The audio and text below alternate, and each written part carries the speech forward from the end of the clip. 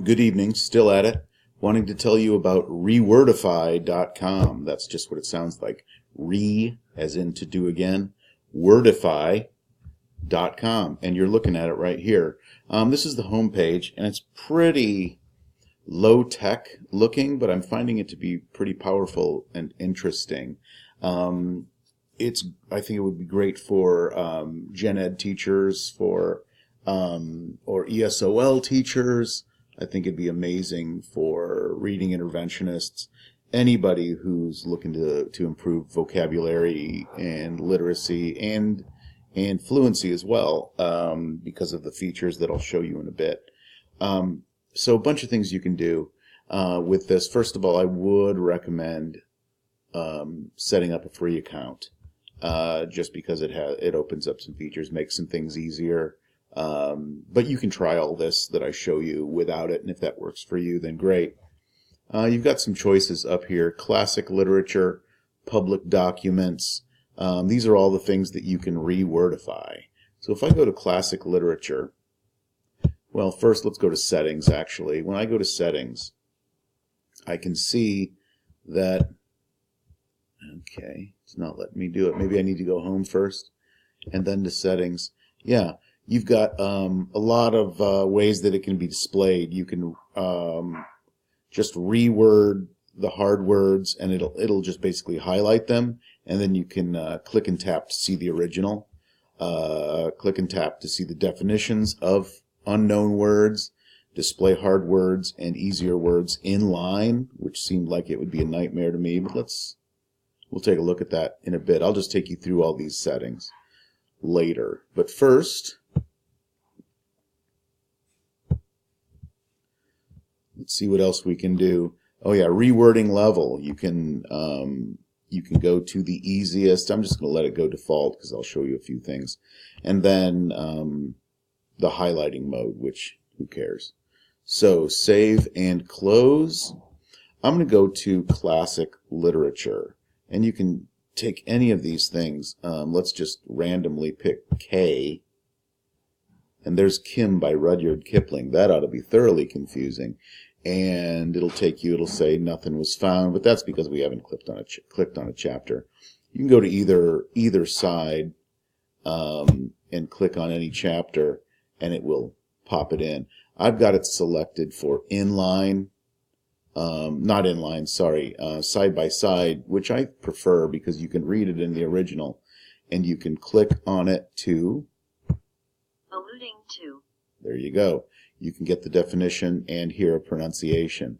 And then over here, you look for the kind of counterpart on the other side, and it says that alluding to means suggesting or hinting at. So let's look at another way we can display this. Reword the hard words. There we go. Save and close. And that just keeps everything as it is. And then you can, if you just hover over it, it gives you the definition. That's pretty nice. If you click on it, then you can hear it. Okay, let's go to the other settings. Oh, shoot. I did not want to do that. I don't know why I did that. Okay, so got to start over again. Doesn't matter. Let's go with Angel in Disguise. Okay, and then go to our settings again. This time you don't reword words. Click tap to see definitions. So there you go. Nothing has happened. You click on it. You see all that. Okay. I feel like maybe that's what I just did. Display hard words and easier words in line. Let's see what that looks like. Yeah, see, that looks like a living hell to slog through. Then we've got what you saw at first, and then display original with the vocabulary column. Let's see what that looks like. So that's pretty nice. So it all depends on your preference or your user's preference, but that's a pretty nice thing. So here's where it gets, I think, better as far as instruction and not just reading and vocabulary. You can go to this purple bar here, and it tells you how many hard words there are, how many do you want to learn, and I'm going to take it 3 because I don't even know if I'll get through that. So begin learning. Here we go. It says the word is injured, means hurt. Next step, listen. The word injured means hurt. Okay, and you can either listen again or next step, usage in context. You're supposed to read the passage, and if you click on it too soon, it'll say, hey, slow down. Take time to read the passage, this and that. But if you wait, then the next step is type it. Okay, injured.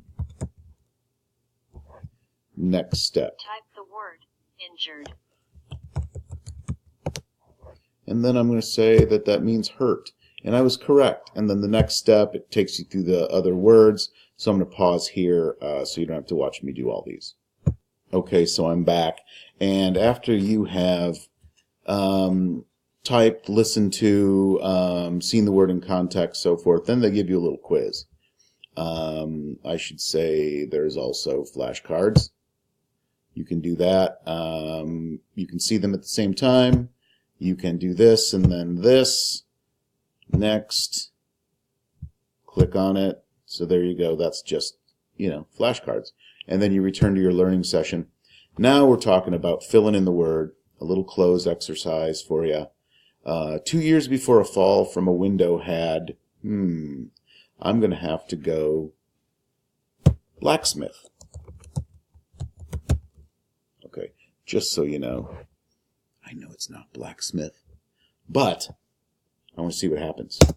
Oh, I didn't type it right. And then they tell you why, which is kind of cool. Keep learning, and then it's going to make us do it again. Read the passage. Since I missed injured, I clearly didn't know it. It's going to make me do it again. Type the word injured. Okay, now we can go back to our context. 2 years before a fall from a window had, this time I know it's injured.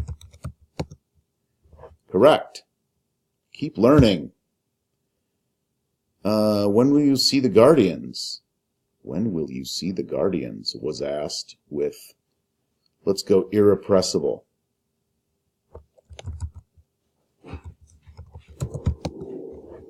I'm correct. I'm going to keep learning now.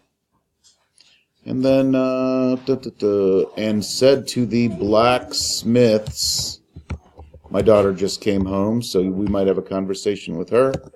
Blacksmiths, no problem. So keep learning. And I think that may have finished this. Why are they making me relearn blacksmith? I don't know. My daughter distracted me. That's okay.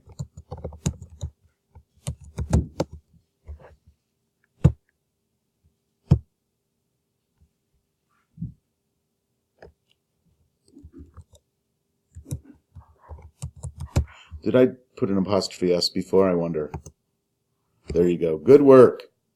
Return to the home page. Keep reading and learning. So, pretty cool thing. You can also, and this is pretty nice. This is very nice. There's public documents, things like that. Lots and lots and lots of public documents. And then there's Educator Central, which that's how you can keep track of your students if you needed to do that. My Learning, My Documents. So this says that I've learned 3 words. Those are the 3 words I've learned. Words I'm learning, so on and so forth. So you can collect your data through there. I wanted to show you, oh yes, I'm going to go back to the home page. And this is pretty cool. You can get a URL. I just went to Science Mag, thinking it might have some interesting vocabulary words. I'm going to copy that, and I'm going to rewordify it. I'm going to paste in the URL, which is cool. You don't have to put in the whole, copy and paste the whole text, but you can do that from any source. You can, if you have a PDF or whatever, it will work.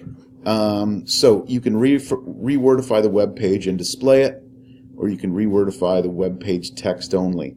I like to do this, display the web page, because it just does the whole thing. on the web page. And then you've got food poisoning. But what was it supposed to be? Salmonella. Here's funny because of exaggerated acting or emotion. Oh, campy. And from there you can do, I believe, you may not be able to do the quiz from there, or the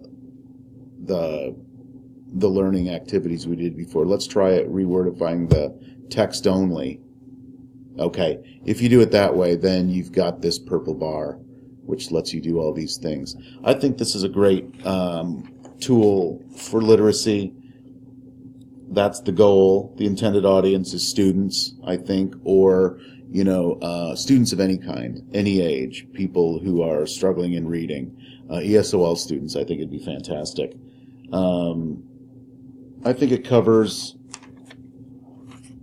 E1C, which is E1C. Stay current with research that supports improved student learning outcomes, including findings from the learning sciences. I would say sort of like there's some metacognitive skills that are covered there as far as learning. And also E2B,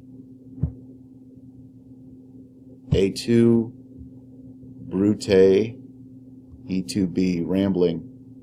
Advocate for equitable access to educational technology. Here's the big one: digital content and learning opportunities to meet the diverse needs of all students. If you have a text from the New York Times, you can make it, hopefully, I don't know about primary, but maybe third on up. And I think that would work great for them. And that's my introduction to rewordify.com. Thanks for coming.